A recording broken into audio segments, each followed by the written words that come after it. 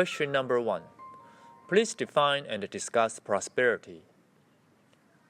Well, prosperity, look, to me, is when you've actually been able to achieve what your dreams, in a sense, are, right? Whatever they are. If you have financial dreams, philosophical dreams, spiritual dreams, you then become, to you, prosperous, and you can function in the world. I think you clearly identify people that are prosperous. The Dalai Lama, when I watch him speak, he's a prosperous man. One of my family members was extremely wealthy, prosperous. They don't need to tell you they're prosperous, you know it. Yeah. Question number 2. What is the interplay or relationship between the common good and the individualism? Well, I think, yeah, absolutely. I think today, look, we're in a very difficult situation because capitalism as it exists, as I understand it, is very much an individualistic phenomenon, right? I am going to succeed and I'm going to be a rich man. I'm reading the other day about one entrepreneur from the time he's been very young. He wanted to be wealthy and now he's wealthy. But, we have the old adage, don't we, if you're not smart and you go to university, when you leave university, you're still not smart. So I wonder, in a sense, if you actually, you have all this money, but do you really do any good with it? And I think a lot of people don't. Look, I don't. If they did, there wouldn't be the amount of poverty that exists in the world. The world is a wealthy place. So how is it that, you have homelessness or, poverty or angst or frustration?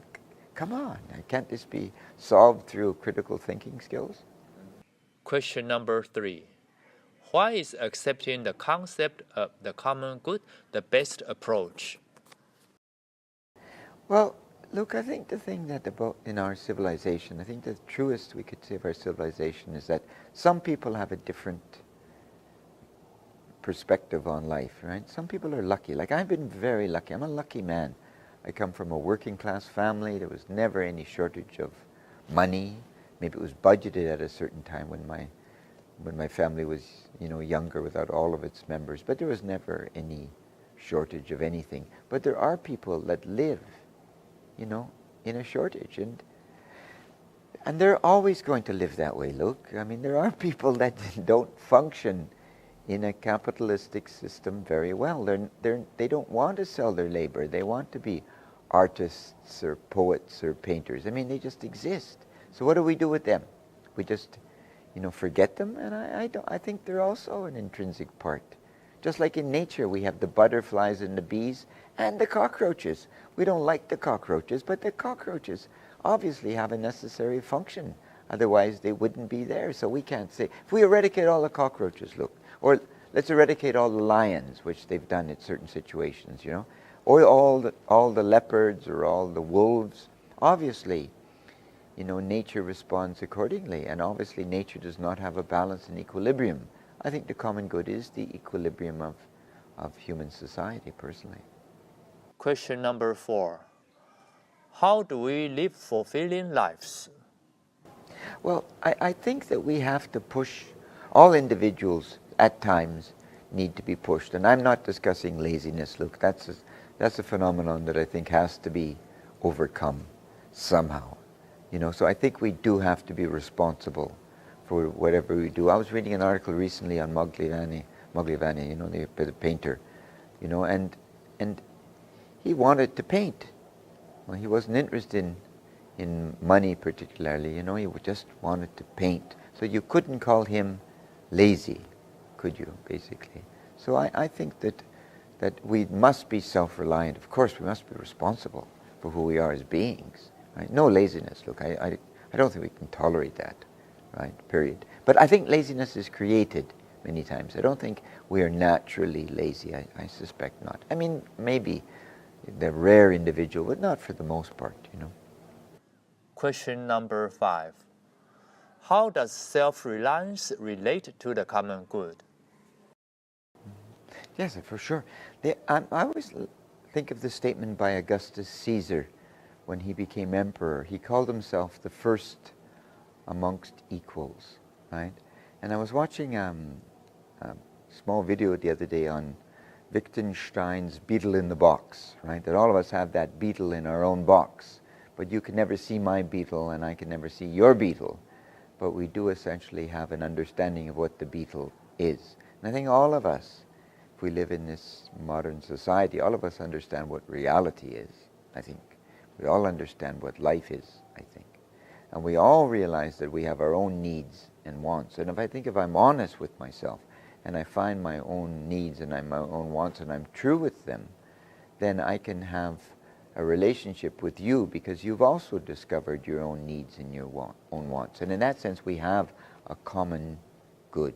It's a togetherness of first among equals. And I don't return to the common good because I think the common good is, in my estimation, omnipresent. We all understand that we need a society wherein each of us are allowed to fulfill what we should fulfill.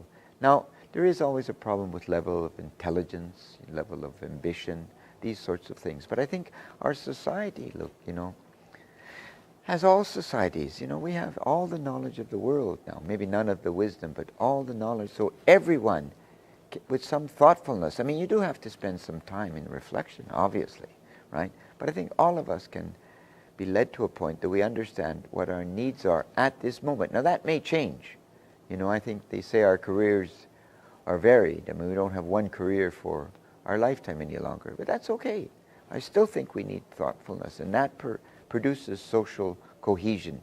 Ultimately, look, it means for basic happiness. If I'm happy doing what I should be doing, let's say, for instance, I was recently in Poland, as you know, I was gardening for a couple of weeks there. Gardening. It was lovely.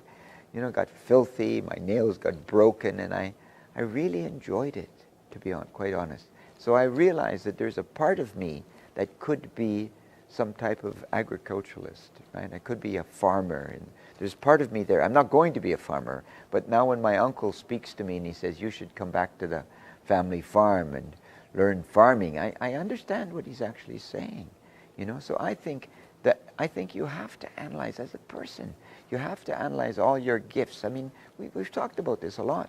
We're a collection of gifts. So I'm not a single gift. I'm good at X, I'm good at Y, I'm good at P. I'm a collection, and that changes as we go through, more exposure to life, more things, more thoughtfulness. And I think what I try to push essentially is, for God's sakes, look, what is Sadhguru again? He says we're these four things, right? Naturally happy, naturally peaceful, naturally in a state of love, and I'm naturally, most important of all, seeking.